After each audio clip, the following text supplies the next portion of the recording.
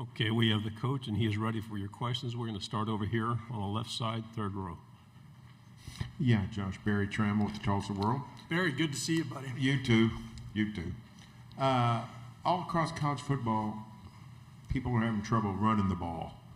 Why is that? You've actually been pretty successful running in recent years, but a lot of teams, it's difficult to run the ball anymore, including some big name brands. What's exactly going on there? I don't know that it's just one thing. I think the game is cyclical sometimes, and defenses have continued to do a really good job structurally changing, being extremely multiple. Some of the run game stunts, twists that you're seeing are being executed at a really high level too. Over here on the left side, third row. Josh, Jason Caldwell, Auburn 24/7 site. You know Alex Golish probably as well as anybody. What has Auburn got in a head coach, and what makes him tick for you when you think about him? Excited for Alex. You know, like other guys that we've had on our staff that have been able to go on and be a head coach. Jeff inside of this league, and Jerry Mack at Kennesaw. Alex has done a really good job. Did a great job flipping around his previous stop. He's smart. He's got a clear plan on what he wants to accomplish, and going to demand it from the people around him, and excited for him and his opportunity. Second row, and then pass it forward. Coach Leo Haggerty, Amped Up Sports and Draft Nation here in Tampa. Football is the ultimate team game. What one or two players on each side of the ball really have to step up and have good years for Tennessee to be successful? Yeah, I don't think it's just one or two guys. You know, our experience at the linebacker position, have two dynamic leaders that are here for us, and Arian Carter and Jeremiah Thielander. I think those guys are extremely important for us on the defensive side of the football. That can be communication on game day, but the urgency that you have to prepare with and compete with every single day, even as we get into training camp.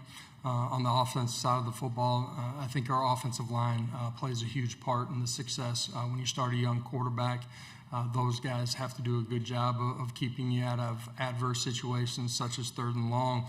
Protection's got to be clean as he continues to learn how to play the game and take care of the football.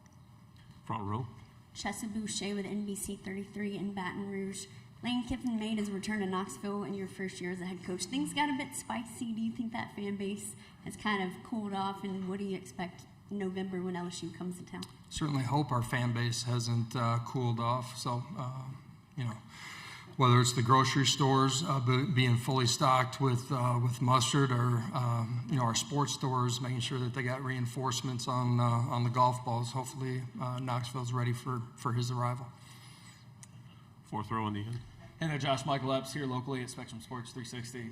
We're working on a story on Camping World Stadium in Orlando, potentially hosting Week 0, Week 1 neutral site games. Obviously, spent 3 years in Orlando, and then also played in a bowl game there at Camping World.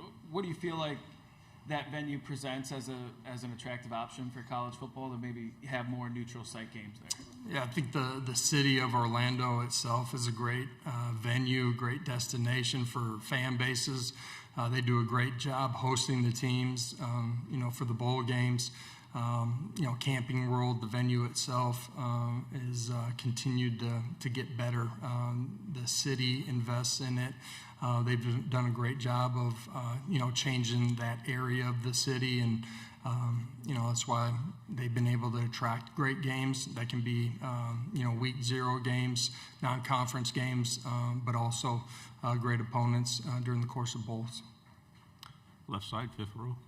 Hey, Coach. Steve Moulton, 97.7 ESPN The Zone in Huntsville, Alabama. I hope you're doing well. I am. Thank you.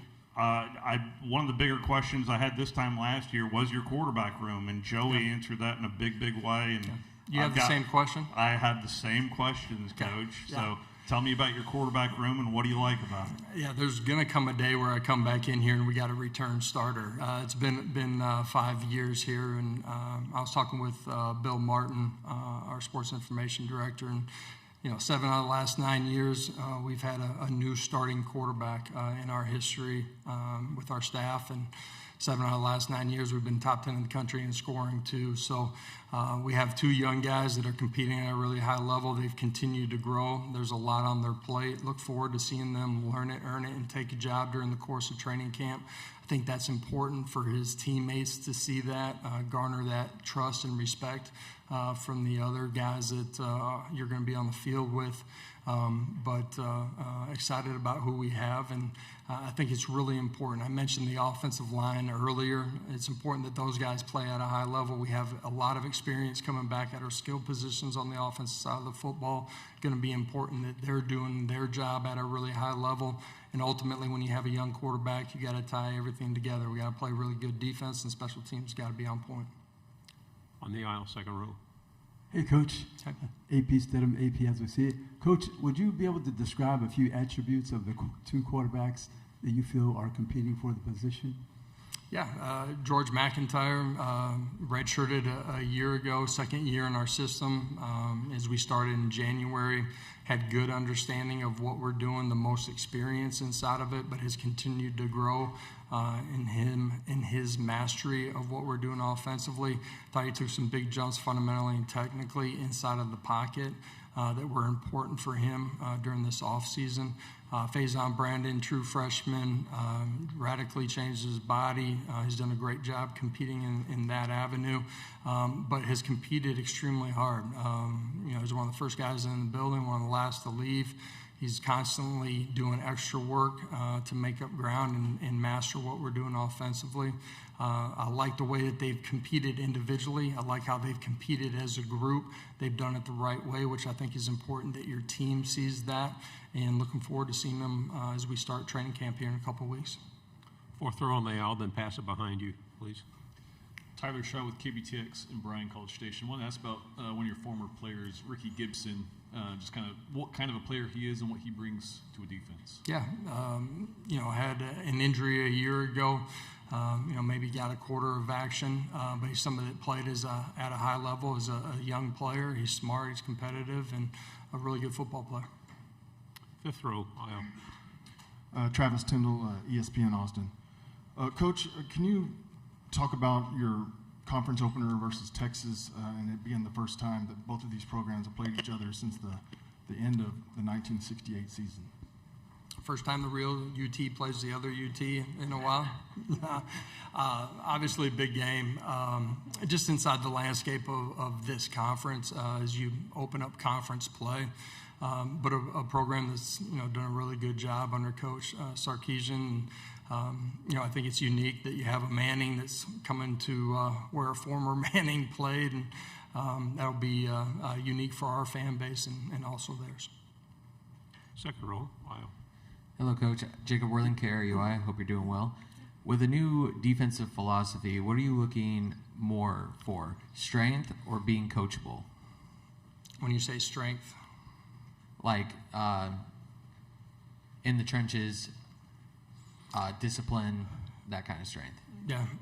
Ultimately, Jim was the right fit for us. You look at his track record, being multiple stops, being able to build elite defenses and being able to do it different ways, being able to fit it to his personnel and putting those guys in a position to be successful. We have a ton of experience coming back at the second level, the linebacker position. We have some really good young players that are going to compete for snaps as well. A new secondary, but an experienced secondary that I think has shown the ability to play at a really high level. Love the traits. Defensively, probably the biggest question mark we have is on the interior. Some young guys that got to continue to grow and develop, but I love the traits. A lot of them are second-year players, and expect those guys to be ready to go play at a championship level.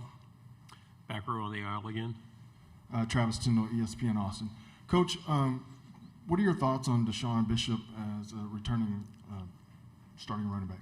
Yeah, a guy that was a former walk-on into our program, has grown tremendously just in how he approaches every single day, what he does outside of the building, that mastered what we're doing offensively, has done a great job of changing his body this offseason. You look at his strength and power outputs, his physical mass, but his speed and acceleration as well. He's done those things because of how focused he is to become his best every day, how he takes care of his body outside of the building. I think in the 5 years that we've been at Tennessee, we've rushed for over 2,000 yards every year. First time that's been done since the late 80s. But, Deshaun's a 1,000-yard rusher. We had 2 previous from him as well, and expect him to play at an elite level this year. A guy that is willing to play with the ball in his hands and play with the ball not in his hands, has really developed into a great pass protector and a guy that can catch the football out of the backfield. 2 final questions, third row, and then pass it forward, please. Josh, with Auburn back on the schedule, you face people that have been on staff. How does it impact you when you know somebody so well and they know you so well, and how does that impact, I guess, the season as you prepare for a game like that? Yeah, it's week 5, I believe, so it's more towards the middle part of your season. There's a lot of familiarity with guys that are on that staff, guys that were part of our coaching staff as young coaches, guys that played for us at a previous stop. A ton of respect for the guys that are inside of that building. It'll be unique. It always is when you face somebody that's got that type of familiarity that you've sat in the war room with as you're designing game plans and getting ready for battle. But it'll be an exciting one. AP, final question. AP Stedham, AP as we see it. Coach, recruiting and evaluation is a meticulous task.